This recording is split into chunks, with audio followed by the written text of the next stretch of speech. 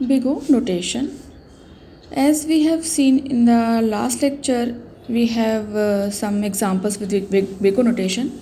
Now let's move to the next examples. Suppose we have Fn is equals to n square plus n and Gn is equals to n square. So as we know what we have in the big O notation, Fn is less than or equals to Cgn. So we write like this: n square plus n is less than or equals to cn square. So if we take c value is 2, because as we know c is constant here, so what we will get n square plus n is less than or equals to 2n square. So we can simply see that n square plus n is less than or equals to 2n square. If we put c value as 2, so we can simply say fn is less than or equals to cgn, or we can simply say fn is equals to big O Gn. This proves here. Now move to the next example. Suppose we have Fn is equals to n square and Gn is equals to n. Then we can write like this: Fn is equals to big O Gn, or Fn is less than or equals to Cgn. So what value we should put for C here? Because this is and we can write like this: what value we have in Fn? Fn is n square, and C Gn, what we have, n. So here n square is less than Cgn. So what value we should put C so that n square will be less than or equals to n? So we can simply see that because C is a constant, so we cannot put any value of C here like n or something else which will be equals to n. So this is not possible because C is just a constant. We cannot put any value like n in C. So this is not possible. So n square is not equals to big O n. Now move to the next example. Before going to next example, we'll discuss something like this. Suppose we are doing processing of two algorithm A and B. Suppose we are doing processing of two algorithm A and B is taking more time or equal to time A, and B is taking more time or equal to time A, then obviously A is the best algorithm. In respect of big O notation, I am just discussing this because Fn is less than or equals to Cgn, means in that way we are taking A and B algorithm. Now move to the next example. Suppose we have Fn is equals to n square and Gn is equals to n square minus 10. So we can write like this: Fn is less than equals to Cgn. So n square is less than equals to C n square minus 10.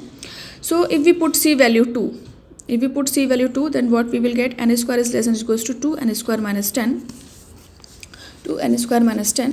So simply we can say if we put C value 2, then definitely it will be big O notation. If we take C value 2, then definitely it will be big O notation. So Fn is equals to big O Gn. Now move to the next. We are discussing about omega notation. Fn is omega Gn, or we can say Fn is equals to omega Gn if and only if Fn greater than equals to Gn, Cgn. Fn greater than equals to Cgn, such that there exist two positive constants, C and n naught, where C is greater than 0 or n naught is greater than 0 for all n, and n greater than equals to n naught. Now let's understand with an example. Suppose we have example in which we have Fn is equals to n and Gn is equals to n plus 10. So we write like this: Fn is equals to omega Gn, or Fn greater than equals to Cgn. So n is greater than equals to C n plus 10. So what value should we take for C or n naught, that this belongs to omega or not? Let's check it. So suppose we take C value is 1 by 2, because we cannot take C value as fractional value because C is greater than 0. So we can take C value as half. So we will put here n greater than equals to half n plus 10. And we take n naught value as 10. So what we will get? 10 here, and 10 plus 10, 20 by 2, 10. So 10 is greater than equals to 10. So this proves here that this belongs to omega. Fn is equals to omega Gn. So now move to the next example. Suppose we have fn is equals to n and gn is equals to n minus 10. So we can simply write fn greater than equals to cgn. So n is greater than equals to c n minus 10. So what value should we take?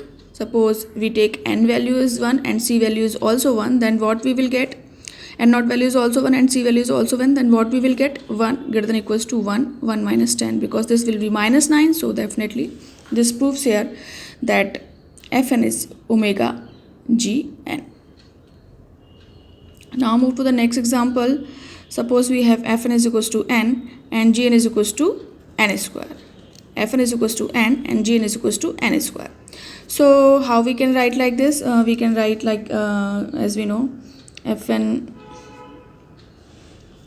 equals to omega gn, or fn greater than equals to c gn. We can write like this. So if I simply write n is greater than equals to c n square.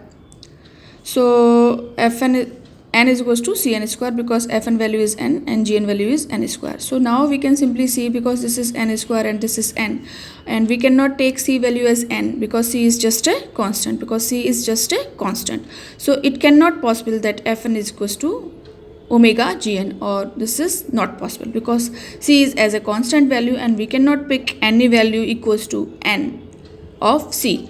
That's why it is not possible. Now move to the next example. Suppose we have fn is equals to n and gn is equals to log n. Fn is equals to n and gn is equals to log n. So as we know that fn is equals to omega gn, so fn is greater than equals to cgn. So we can write like this: n is greater than equals to c log n.